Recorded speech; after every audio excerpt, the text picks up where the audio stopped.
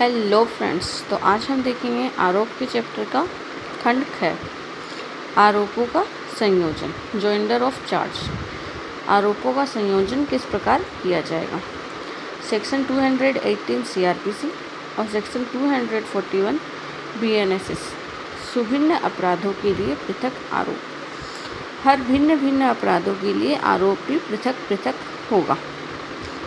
तो close first इसका कह रहा है कि प्रत्येक सुभिन्न अपराध के लिए जिसका किसी व्यक्ति पर अभियोग है, पृथक आरोप होगा। हर एक भिन्न अपराध के लिए जिसका किसी भी व्यक्ति पर कोई अभियोग है तो उसका आरोप भी अलग ही होगा।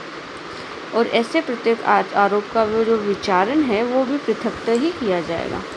मतलब किसी व्यक्ति ने एक से अधिक अपराध कर रखे हैं तो उसकी अलग अलग चार्ज फ्रेमिंग की जाएगी और उसका विचारण भी अलग अलग ही किया जाएगा।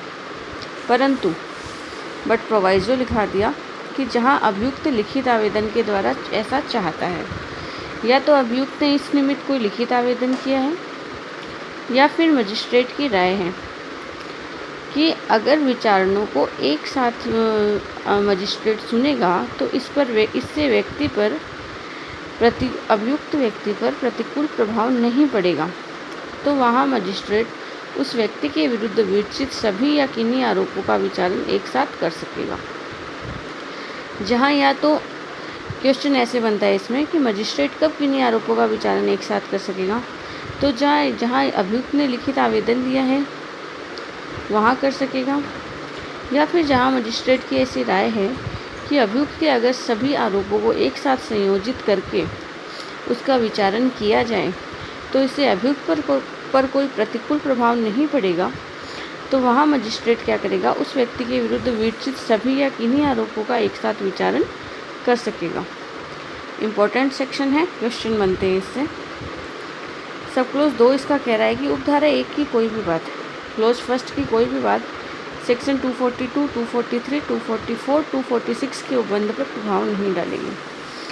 सेक्शन 241 की कोई भी बात आगे हम 242 में भी देखेंगे। 43, 44 और 46 के में जो प्रोविजंस बताए गए हैं उन प्रोविजंस पर कोई भी इफ़ेक्ट नहीं डालेगी। अब इसे हम एक दृष्टांत से समझते हैं, इलस्ट्रेशन से, कि क पर एक अवसर पर चोरी करने का और दूसरे अवसर पर घोर उपत्ति करने का अभियोग है। उसने क्या, क चोरी करने के लिए गया किसी के घर में, चोरी की। इस दौरान घर के मालिक ने देख लिया तो उसने बचने के लिए मालिक को घोर उपत्ति कारित कर दी। तो एक अवसर पर तो उसने चोरी करी और दूसरे अवसर पर उसने घोर उपत्ति कारित की। इन दो अपराधों का उस पर अभियोग है, क्योंकि आरोप तो अलग अलग ही बनेंगे। तो चोरी और घोर उपत्ति कारित करने के लिए आरोप तो पृथक पृथक लगाने पड़ेंगे और उसका विचारण भी जो है वो पृथक पृथक करना पड़ेगा।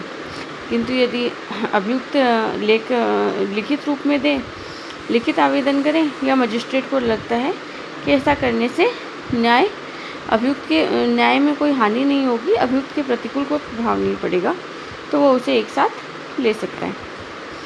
आगे हम देखते हैं सेक्शन 219 सीआरपीसी, 242 बीएनएसएस। एक ही वर्ष में किए गए एक ही किस्म के अपराध का आरोप एक साथ लगाया जा सकेगा। एक ही किस्म के आरोप हैं और जो कि एक ही वर्ष में किए गए हैं तो उनका आरोप एक साथ लगाया जा सकेगा। तो सबसे पहले तो हम ये समझते हैं कि एक ही किस्म के आरोप कौन से होते हैं। इसके लिए हम इसका क्लोज सेकंड पढ़ते हैं कि अपराध एक ही किस्म के तब वे होते हैं जब वह भारतीय न्याय संहिता या किसी विशेष या स्थानीय विधि के अधीन एक ही धारा के अधीन समान दंड की मात्रा से दंडनीय हो।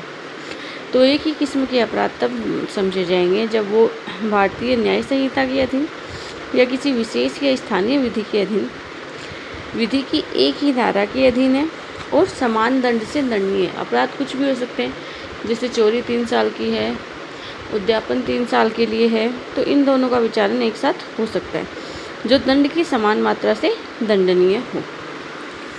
अब इसका क्लोज फर्स्ट देखते हैं कि जब किसी व्यक्ति पर एक ही किस्म के एक से अधिक अपराध का अभियोग है। अब हम समझ गए कि एक ही किस्म के अपराध कौन से होंगे। तो एक ही किस्म के एक से अधिक अपराध, उसने चोरी भी की, उसने उद्यापन भी कर लिया, एक्सटॉर्शन, तो ऐसे अपराधों में से पहले अपराध से लेकर अंतिम अपराध 12 महीने के अंदर किए गए। सबसे पहले तो ये कंडीशन फुलफिल होनी चाहिए कि एक ही व्यक्ति ने एक ही किस्म के एक से अधिक अपराध किए हैं, लेकिन ये जो अपराध किए हैं वो एक ही साल के भीतर किए हैं।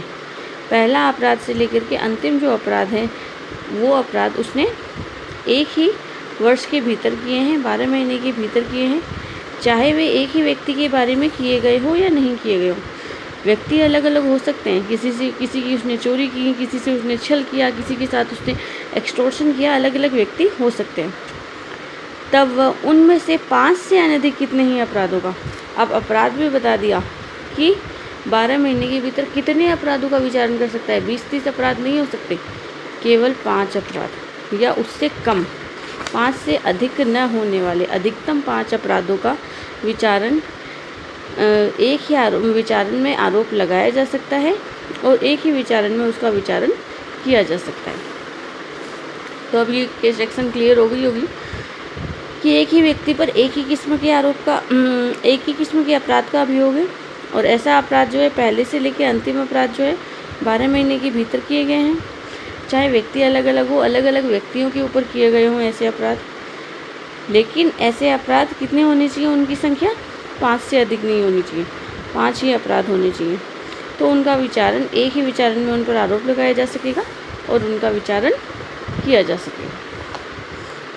आगे ये सेकेंड क्लोज जो हम पढ़ के आए थे कि एक ही किस्म के अपराध किसे कहते हैं, इसका प्रोवाइजो दे रखा है, परंतु इस धारा के प्रयोजन के लिए समझा जाएगा कि भारतीय न्याय संहिता की धारा 303 की उपधारा 2, 303 कौन सी है, ये भारतीय दंड संहिता की धारा 379 चोरी की धारा है, के अधीन दंडनीय अपराध उसी किस्म का अपराध है जिस किस्म का उक्त संहिता की धारा 305 के अधीन दंडनीय अपराध है।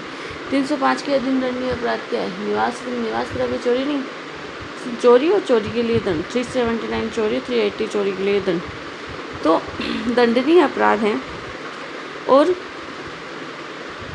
भारतीय न्याय संहिता 2023 या किसी विशेष या स्थानीय विधि की किसी धारा के अधीन दंडनीय अपराध उसी किस्म का अपराध है जिस किस्म के ऐसे अपराध करने का प्रयत्न है, तब ऐसा प्रयत्न भी अपराध है। तो ये प्रोवाइजो क्या कह रहा है, ये प्रोवाइजो कह रहा है 379 चोरी था, चोरी के लिए दंड 380 में। इस धारा के प्रयोजन के लिए यह समझा जाएगा कि बीएनएस की धारा 303 की क्लोज 2 के अधीन दंडनीय अपराध उसी किस्म का अपराध है जिस किस्म का अपराध 305 के अधीन दंडनीय है।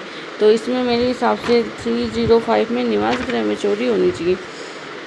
एक बार इसको क्लियर करते हैं, देखते हैं 305 का अपराध कौन सा है।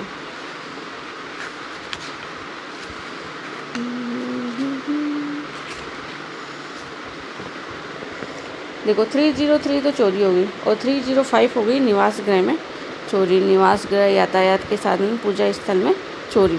तो इन दोनों के लिए दंड की मात्रा समान है, 3 वर्ष है, ठीक है, के लिए दंडनीय अपराध है। और भारतीय न्याय संहिता 2023 या किसी विशेष या स्थानीय विधि के अधीन दंडनीय कोई अपराध उसी किस्म का अपराध है जिस किस्म का उस अपराध का करने का प्रयत्न भी है, तब ऐसा प्रयत्न भी अपराध है। एक ही किस्म के अपराध में केवल अपराध ही नहीं आते, अपराध के प्रयत्न के लिए भी अगर ऐसा ही दंड दे रखा है तो वो भी स्वयं में अपराध समझा जाएगा और उसका भी विचारण उस श्रृंखला में, उस 5 अपराधों की श्रृंखला में किया जाएगा। तो 303 में चोरी, 305 में निवास गृह में चोरी, दोनों के लिए दंड की मात्रा समान है, 3 वर्ष। और इसी के साथ ही ऐसी कोई अन्य किस्म का अपराध है, उसका दंड भी समान मात्रा से दंडनीय है, चाहे वो उस अपराध को करने का अपराध कारित नहीं हो रहा, वहाँ अपराध का खाली प्रयत्न है, अपराध के प्रयत्न के लिए दंड दिया गया है, तो भी ऐसा प्रयत्न भी अपराध ही समझा जाएगा और उसका विचारण उन अपराधों की गिनती में एक साथ किया जा सकेगा। तो ये थी अपनी सेक्शन 242।